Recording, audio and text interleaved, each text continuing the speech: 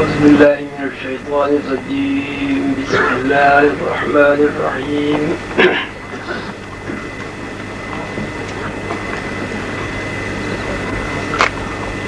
لو أنزلنا هذا القرآن على جبل لرأيته لو أنزلنا هذا القرآن على جبل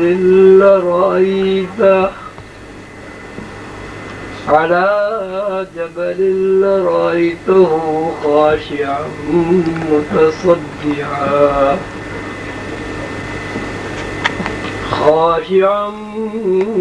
متصدعا من خشية الله. وتلك الأمثال نضربها للناس لعلهم يتفكرون.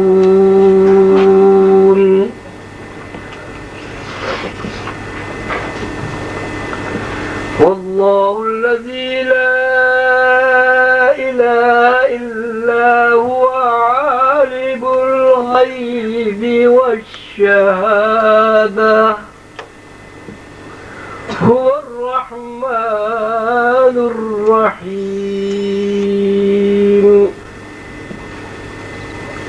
والله الذي لا إله إلا هو الملك القدوس السلام المؤمن المهيمن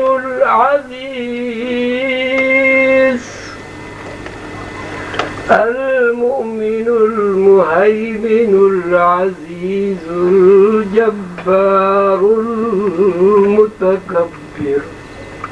سبحان الله عما يشركون.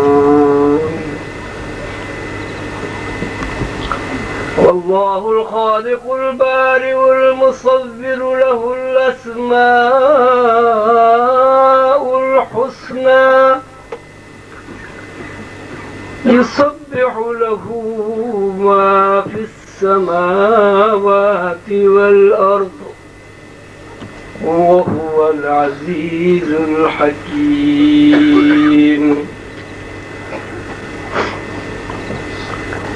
سورہ حشر کی اس آخری رکوع میں میں نے ابھی آپ کے سامنے تلاوت کیا. اللہ تعالیٰ نے غور و فکر کی دعوت دی ہے اور اللہ تعالیٰ نے یہ بھی فرمایا ہے کہ ہم لوگوں کو مثالیں دے کر سمجھاتے ہیں. انہی آیت میں اللہ تعالیٰ نے یہ بھی فرمایا ہے کہ اگر ہم قرآن کو پہاڑوں پر نازل کر دیتے تو پہاڑ ریزہ ریزہ ہو جاتے. اور یہ مثالیں ان لوگوں کے لیے ہیں جو غور و فکر سے کام لیتے ہیں. اس کے بعد اللہ تعالیٰ نے اپنے صفاتی اسماء کا تذکرہ کیا ہے اور یہ بھی فرمایا ہے کہ ان صفاتی اسماء کا فائدہ بھی ان لوگوں کو فائدہ پہنچتا ہے. ان صفاتی اسماء کا فائدہ بھی ان لوگوں کو پہنچتا ہے جو اللہ تعالیٰ کی طرف متوجہ ہوتے ہیں اور اللہ تعالیٰ کا شکر ادا کرتے ہیں. پہلی بات تو یہ ہے کہ قرآن کے بارے میں یہ ارشاد کہ ہم اسے اگر پہاڑوں پر نازل کرتے تو پہاڑ ریزہ ریزہ ہو جاتے. قرآن کی حکمت، قرآن کی طاقت اور قرآن کے اندر جو انوار و تجلیات کا جلال ہے اس کا تذکرہ اللہ تعالیٰ نے فرمایا ہے. ایک آدمی بڑے آسانی کے ساتھ 10-20 قرآن اپنے سر پر رکھ سکتا ہے. 10-20 قرآن سر پہ رکھ کر وہ میل 2 میل پیدل بھی چل سکتا ہے. قرآن پاک کا اس طرح سروں پر رکھنا اور قرآن پاک کے اندر اس کی جلد کے صفحات کا جو بوجھ ہے اسے برداشت کرنا، یہ معنی پوری نہیں کرتا کہ اگر قرآن کو پہاڑوں پر نازل کر دیا جائے تو پہاڑ ریزہ ریزہ ہو جائیں گے. قرآن پاک کے اندر جو حکمت اللہ نے بیان کی ہے وہ ایک طاقت ہے، ایک بہت بڑی طاقت ہے. ایسی طاقت کہ شعور اس کو کسی بھی طرح برداشت نہیں کر سکتا. شعوری اعتبار سے پہاڑ اللہ تعالیٰ کی ایسی سنت ہے، ایسی تخلیق ہے کہ جس کے بارے میں شعور یہ جانتا ہے کہ پہاڑ بہت مضبوط چیز ہے، پہاڑ چٹان ہے، اس میں اگر گھن بھی چلائے جائیں تو وہ اس کے اندر نہ درار پڑتی ہے نہ وہ ٹوٹتا ہے، بلکہ یہ بھی ہو سکتا ہے کہ اس گھن کی وجہ سے آدمی خود زخمی ہو جائے. یہ ایک شعوری بات ہے جو ہر انسان جانتا ہے کہ پہاڑ جو ہے بہت سخت جان ہوتا ہے، بڑی سی بڑی طاقت کو برداشت کر لیتا ہے. وہ شعوری اس کے اندر جو مزاحمت ہے، شعوری اس کے اندر جو سکت ہے، اس کا تذکرہ پہاڑ کے نام سے کیا جاتا ہے. اللہ تعالیٰ فرماتے ہیں اگر ہم قرآن کو پہاڑ پر نازل کر دیتے تو پہاڑ ریزہ ریزہ ہو جاتا. اب قرآن پاک انسان پر نازل ہوا، انسانوں کے لیے نازل ہوا، اس کا مفہوم یہ نکلا کہ انسانوں کی جس ایجنسی پر، جس انسان کی ذہن اور دماغ کے جس حصے پر قرآن نازل ہوا وہ پہاڑوں سے اور چٹانوں سے زیادہ مضبوط ہے.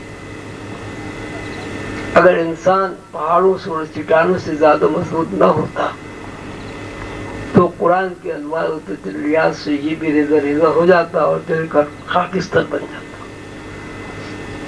ایک طرف تو اللہ تعالیٰ کے اس ارشاد میں ہمارے لیے یہ نشاندہی ہے کہ انسان سکت کے اعتبار سے، انسان برداشت کے اعتبار سے پہاڑوں سے بہت زیادہ مضبوط ہے.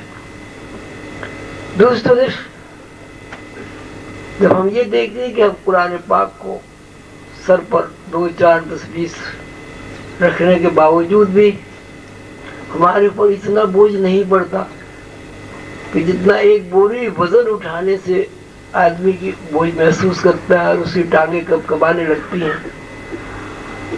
تو اس کا یہ مفہوم نکلا کہ ہم جس طرح قرآن کو پڑھتے ہیں، ہم جس طرح قرآن کو شعوری طور پر دیکھتے ہیں، وہ اللہ تعالیٰ کے ارشاد کے مطابق قرآن کی حکمت، قرآن کی تعلیمات اور قرآن کے انوار سے فائدہ اٹھانا نہیں ہے. یہ بات آپ لوگوں کو سمجھ میں آ گئی ہے کہ قرآن محض صفحات پر لکھے ہوئے الفاظ کا نام نہیں ہے. قرآن کے جو الفاظ ہیں اس کے اندر جو معنی اور مفہوم ہے اور جو حکمت ہے اس کا نام قرآن ہے. الفاظ کی جادوگری ہے کہ اگر آپ کسی آدمی سے شیریں الحان سے بات کریں، خوش گفتاری سے پیش آئے تو الفاظ کا اثر انسان کے دماغ پر اچھا پڑتا ہے. لیکن اگر آپ نفرت سے، حقارت سے، کرخت آواز سے بات کریں تو الفاظ کا اثر خراب مرتب ہوتا ہے، انسان کے اوپر بوجھ پڑتا ہے. تو آواز الفاظ کے علاوہ کچھ نہیں ہے، الفاظ آواز کے علاوہ کچھ نہیں ہے. اور اللہ تعالیٰ فرماتے ہیں تلک الامثال، کہ ہم یہ مثالیں دے کر بیان کرتے ہیں انسانوں کو تاکہ وہ سوچ و بچار کریں اور تفکر کریں. تو قرآن کی طاقت کا اندازہ کرنا، قرآن کی حکمت سے فائدہ اٹھانا، قرآن کے الفاظ کے اندر جو انوار و تجلیات کام کر رہے ہیں ان کو دیکھنا، سمجھنا اور ان الفاظ کی روشنی سے اپنے اندر جگمگاتی دنیا کو دیکھنا اللہ تعالیٰ کے ارشاد کے مطابق اسی وقت ممکن ہے جب ہمارے اندر تفکر کا پیٹرن تخلیق ہو جائے. اگر تفکر کا پیٹرن ہمارے اندر نہیں بنے گا تو ہم قرآن سے فائدہ نہیں اٹھا سکتے. اگر ہمارے اندر سوچ، سمجھ، بصیرت پیدا نہیں ہوگی، قرآن سے ہم فائدہ نہیں اٹھا سکتے. آج کی یہ آپ کی جو ورکشاپ تھی، اس میں جتنے بھی گھنٹے آپ کو ملے یہ سارا وقت آپ نے سوچ بچار اور تفکر میں پورا کیا. یہی تفکر اگر ہم اپنی زندگی پر محیط کر لیں اور یہ چند گھنٹوں کا تفکر ہماری زندگی کا احاطہ کر لے تو اللہ تعالیٰ کے ارشاد کے مطابق ہمارے اندر تفکر کا ایسا پیٹرن بن جائے گا کہ جس پیٹرن میں اتنی طاقت اور سخت ہوتی ہے کہ وہ قرآن کو برداشت کر لیتا ہے، اس قرآن کو برداشت کر لیتا ہے جس قرآن کو پہاڑ بھی برداشت نہیں کر سکتے. تجزیہ رنگ و نور کے تحت آج کی ورکشاپ بلا شبہ سوچ، ریسرچ اور تفکر کی ایک مثالی نشست تھی. یہ مثالی نشست ہمیں اس بات کی دعوت دیتی ہے، ہمیں اس طرح متوجہ کرتی ہے کہ جس طرح ہم نے یہاں اجتماعی طور پر اور انفرادی طور پر اللہ تعالیٰ کے اس ارشاد کو پورا کرنے کی جدوجہد اور کوشش کی ہے کہ انسان تفکر کے علاوہ کچھ نہیں ہے. ہم یہاں سے جانے کے بعد بھی تفکر کو اپنا شعار بنائیں گے، تفکر کے لیے وقت نکالیں گے اس وقت تک جب تک ہم اس قابل نہ ہو جائیں کہ قرآن کی عظمت اور قرآن کی حکمت کو پوری طرح سمجھ سکیں. آپ حضرات نے اللہ کے نام پر جس طرح وقت نکالا، یقیناً یہ اللہ تعالیٰ کے راستے پر چلنے کے لیے ایک جذبہ ہے، جہد ہے، کوشش ہے. اور اللہ تعالیٰ نے قرآن پاک میں اس بات کا وعدہ فرمایا ہے کہ جو لوگ میرے لیے میرے راستے میں جدوجہد کرتے ہیں اور اس جدوجہد میں انسان کی اپنی ذات انوالو نہیں ہوتی، صرف اللہ ہوتا ہے، تو اللہ تعالیٰ نے اپنے اوپر لازم کر لیا ہے کہ راستوں کی ہدایت بخشتا ہے. والذین جاہدوا فینا لنہدینہم سبلنا.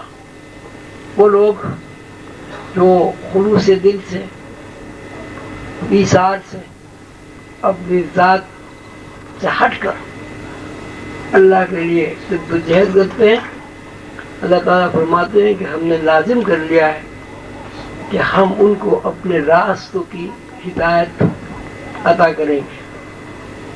راستوں کی ہدایت سے مطلب یہ نہیں ہے کہ اللہ تعالیٰ تک رسائی کے لیے کوئی ایک راستہ متعین ہے، اس لیے کہ اللہ تعالیٰ کی لامحدود ہستی ہے.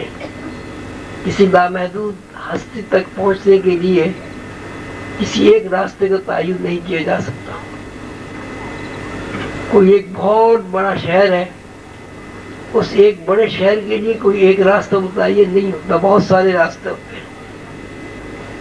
تو اللہ تعالیٰ نے جو راستہ اپنے لیے متعین کیا ہے اور جس کو اللہ تعالیٰ نے دین فرمایا ہے، وہ دین ایک ایسا راستہ ہے کہ اس میں لاکھوں کروڑوں تفکر کی راہیں انسانی ذہن کے اندر سے نکلتی ہیں، اور انسان اس دین مبین کے راستے پر، شاہراہ پر چل کر بے شمار چھوٹی چھوٹی سڑکوں سے، پگڈنڈیوں سے، گلیوں سے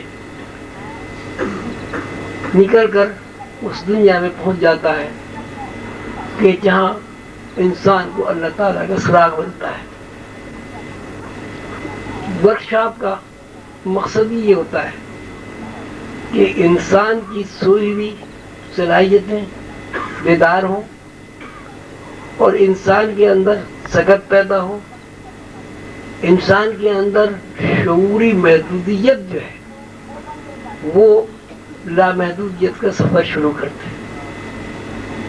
میں نے کچھ دیر آپ حضرات میں رہ کر یہ محسوس کیا اور دیکھا کہ جتنے بھی لوگ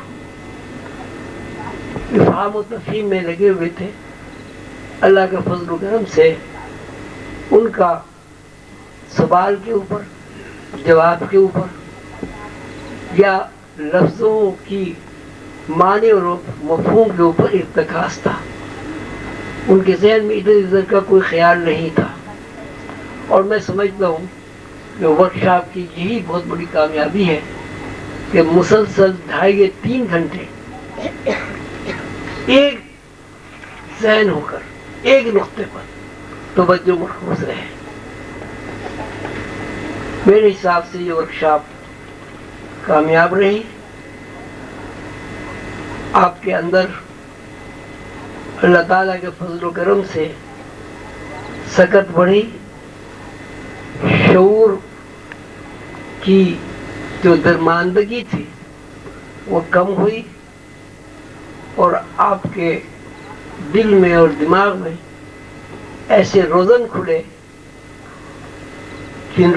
جس روزن سے آپ کو اللہ تعالیٰ کی طرف سے تجلی و انوارات کا انعکاس ملا. اللہ تعالیٰ آپ سے راضی ہو اور مجھے اور آپ کو توفیق عطا فرمائے کہ ہم اللہ تعالیٰ کے ارشاد کے مطابق اپنی زندگی کو ان طرزوں پر گزاریں جو طرز انبیاء علیہ السلام سے ہمیں منتقل ہوئیں، اور وہ زندگی کی طرزیں صرف اور صرف تفکر اور اللہ تعالیٰ کے ساتھ وابستگی ہے. انشاءاللہ ہم صراط مستقیم پر چل کھڑے ہوئے، اور جب کوئی بندہ صراط مستقیم پر قدم بڑھا دیتا ہے تو اللہ تعالیٰ کا وعدہ ہے کہ جب بندہ میری طرف ایک قدم بڑھاتا ہے تو میں اس کی طرف 2 قدم بڑھتا ہوں. جب کوئی بندہ صراط مستقیم پر میری طرف لپکتا ہے تو میں اس کی طرف دوڑتا ہوں. اللہ تعالیٰ نے اپنے فضل و کرم سے حضور قلندر بابا اولی رحمۃ اللہ علیہ کے فیض سے ہمیں صراط مستقیم پر کھڑا کر دیا ہے. اب یہ ہمارا کام ہے. اگر ہم 1 قدم بڑھائیں گے تو اللہ تعالیٰ 2 قدم ہماری طرف آئے گا. یعنی 1 قدم ہم نے بڑھایا، 2 قدم اللہ آیا. مثلا میں 1 قدم کا فائدہ یہ ہوگا کہ ہم اللہ سے 3 قدم قریب ہو جائیں گے. اگر ہم اللہ کی طرف لپک کر چلیں گے تو ظاہر ہے اللہ تعالیٰ ہماری طرف دوڑ کر آئے گا. دوڑ کر آنے کا مطلب یہ نہیں ہے کہ اللہ تعالیٰ اس طرح دوڑتے ہیں جیسے زمین پر ہم دوڑتے ہیں. یہ اللہ تعالیٰ کا اور ہمارا رشتہ اور تعلق ٹائم اسپیس کے تحت ہو جائے گا. دوڑنے کا مطلب قربت ہے، یعنی اللہ تعالیٰ جتنے آپ سے قریب ہے وہ قربت آپ کے اوپر کھل جائے گی. آپ یہ دیکھنے لگیں گے کہ اللہ تعالیٰ آپ سے کتنا قریب ہے. جہاں تک اللہ تعالیٰ کی قربت کا تعلق ہے، خود اللہ تعالیٰ نے ارشاد فرمایا ہے کہ میں تمہاری رگ جان سے زیادہ قریب ہوں. خود اللہ تعالیٰ نے فرمایا وَفِي أَنفُسِكُمْ أَفَلَا تُبْصِرُونَ، میں تمہارے اندر ہوں، تم مجھے دیکھتے کیوں نہیں ہو. یعنی اللہ تعالیٰ نے ایک طرح آپ کو متوجہ کیا ہے کہ تم لوگ اس قدر نادان اور بیوقوف ہو کہ میں تمہارے اندر ہوں اور تم مجھے دیکھتے نہیں ہو. وَفِي أَنفُسِكُمْ أَفَلَا تُبْصِرُونَ، میں تمہارے اندر ہوں، تم مجھے دیکھتے نہیں ہو. جب کوئی بندہ صراط مستقیم پر کھڑا ہو جاتا ہے اس کا مطلب یہ ہوتا ہے کہ اس نے ظاہری دنیا سے ہٹ کر باطنی دنیا کا سفر اختیار کر لیا ہے.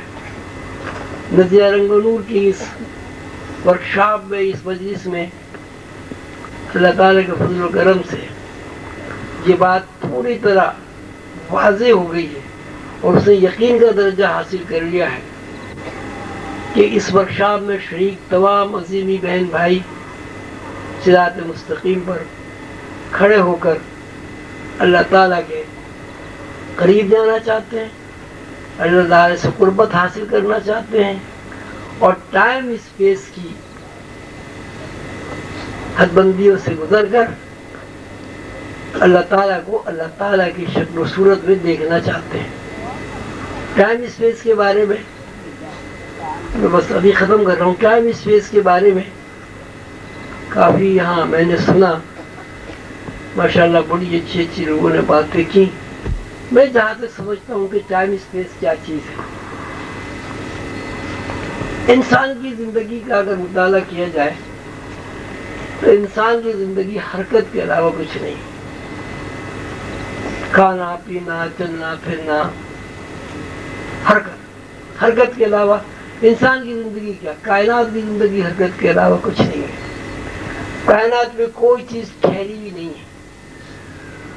کائنات میں اگر اربوں خربوں سنکھوں افراد ہیں، افراد سے مراد سورج ایک فرد ہے، چاند ایک فرد ہے، ستارے الگ الگ افراد ہیں، جنات ایک فرد ہے، فرشتے ایک فرد ہے.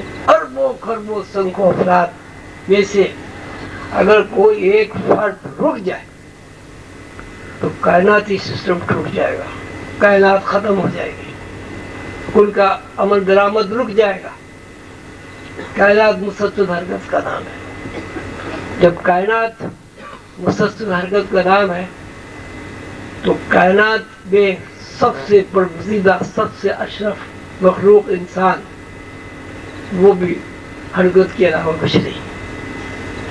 ایک انسان دو پیروں سے زمین پر چلتا ہے،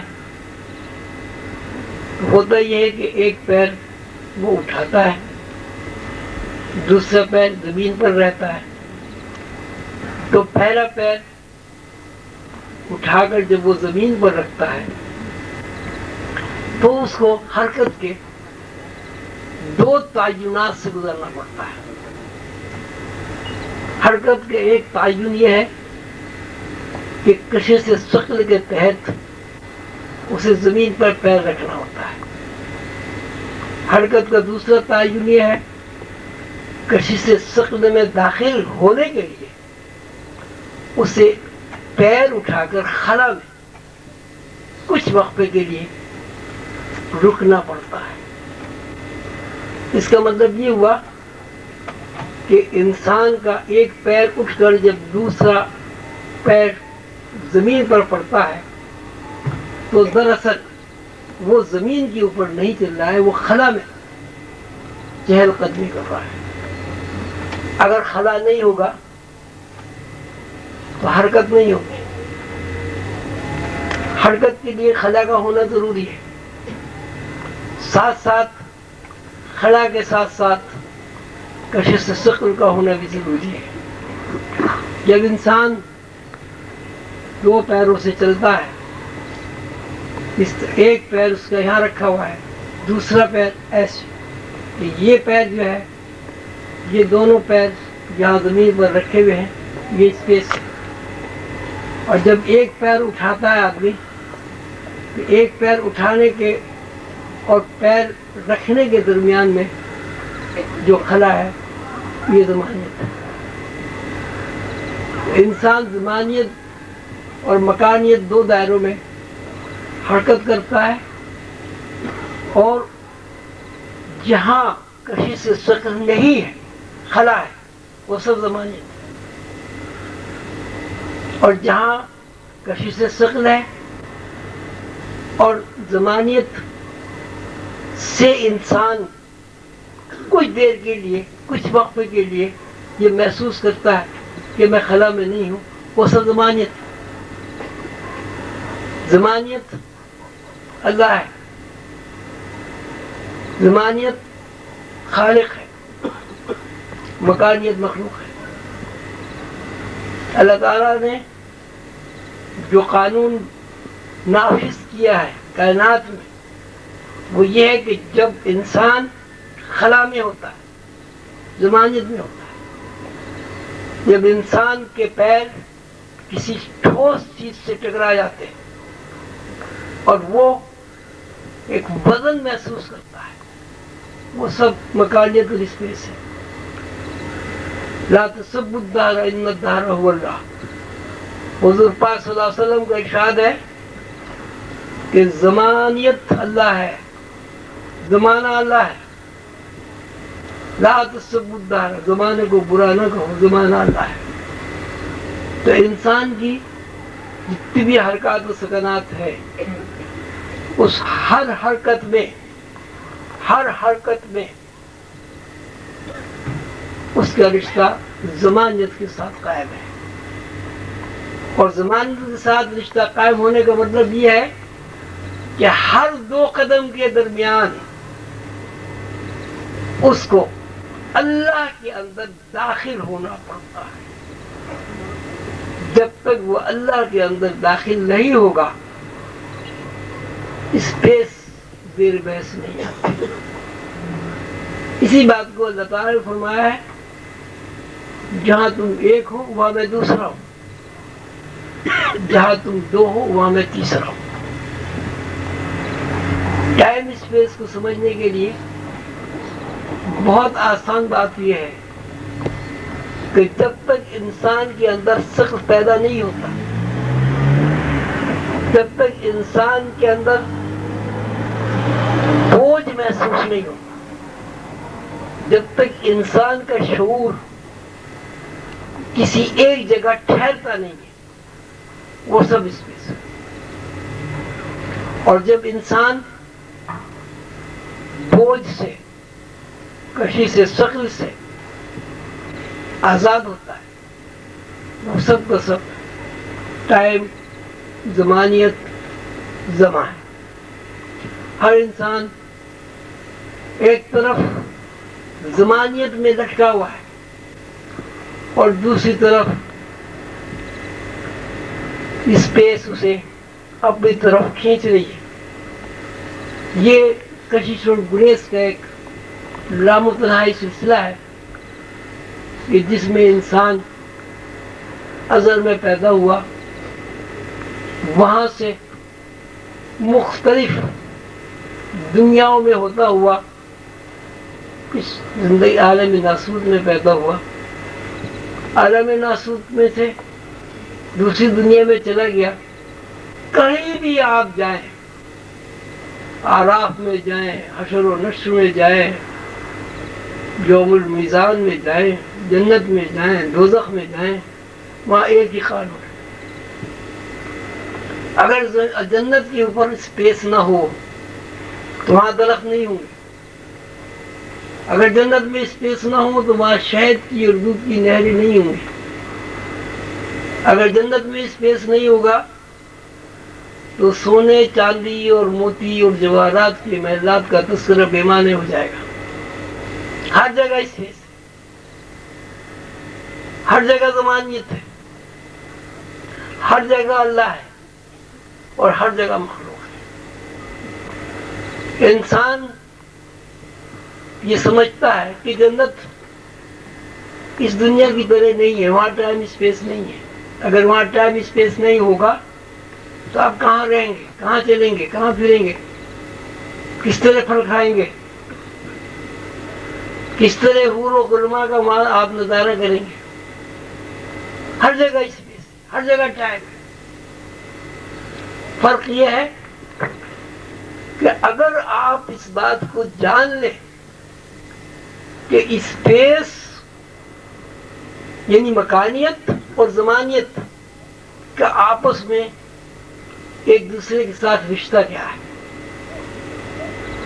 اگر یہ بات سمجھ میں آ جائے تو آپ جہاں بھی رہیں جنت۔ مثلا اگر اس دنیا میں آپ اس رشتے کو تلاش کر لیں کہ انسان کا جب ایک قدم اٹھ کر زمین سے اور دوسرے قدم پر پڑتا ہے، وہ جو وقفہ ہے، چاہے وہ 1 منٹ کا ہو، 1 لمحے کا ہو، 1 سیکنڈ کا ہو، وہ سب زمانیت ہے۔ یہی صورتحال جنت میں ہے، یہی صورتحال ہر جگہ ہے۔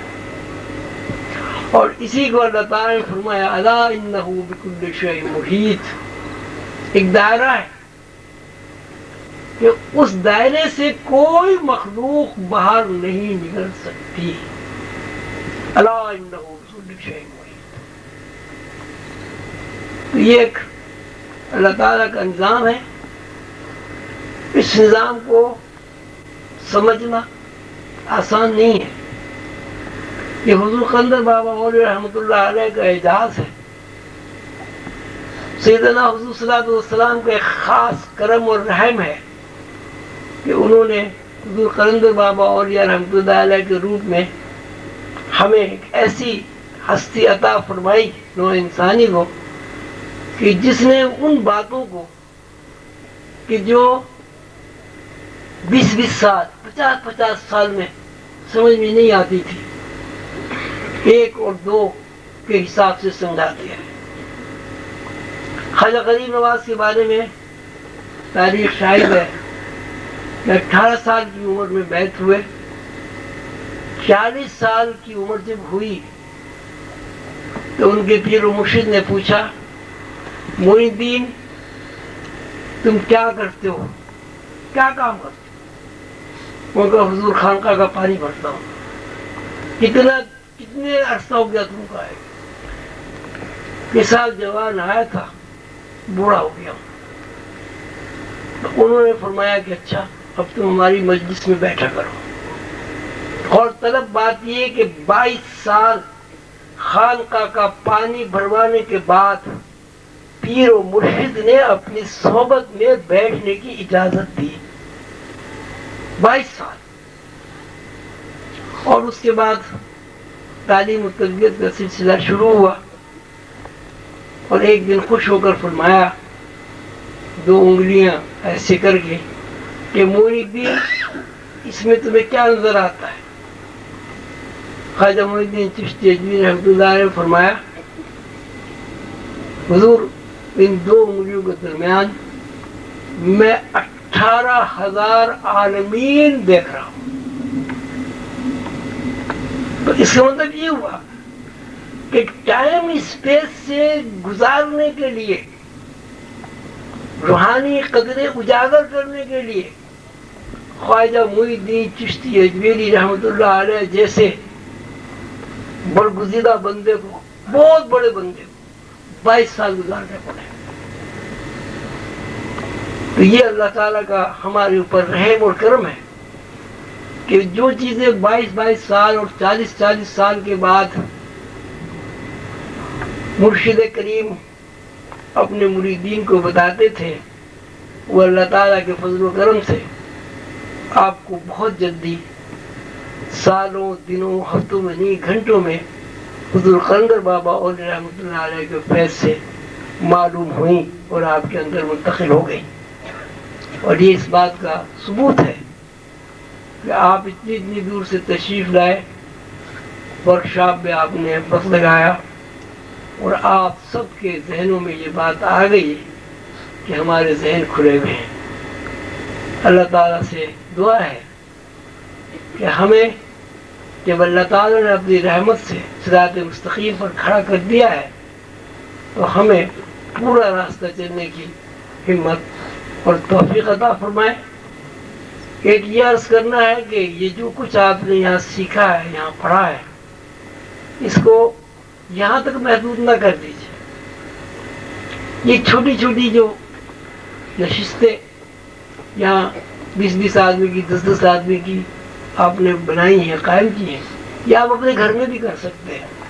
اپنے بچوں کو بٹھائیے، اپنی بیگم کو بٹھائیے، اپنے شوہر کو بٹھائیے، ایک گھر کا ماحول ورکشاپ جیسا بنا لیجیے۔ یہاں سے جتنے لوگ تشریف لائے ہیں وہ یہ طے کر کے اٹھے کہ ہمارا ہر گھر آج کے بعد سے ایک ورکشاپ میٹنگ کی طرح ہوگا۔ آپ اپنے بچوں کو بٹھائیں، اپنے شوہر کو بٹھائیں، اپنی بیگم صاحبہ کو بٹھائیں، مہینے میں ایک دن، ہفتے میں ایک دن، جب بھی موقع ملے ایک ماحول بنائے علم کا، سیکھنے کا، اور اس میں کوئی بھی کتاب اٹھا لے، کوئی بھی سوال کر لے، بچوں کی ذہنی جگت کی مناسبت سے سوال و جواب، افہام و تفہیم کی ایک مجلس قائم کریں۔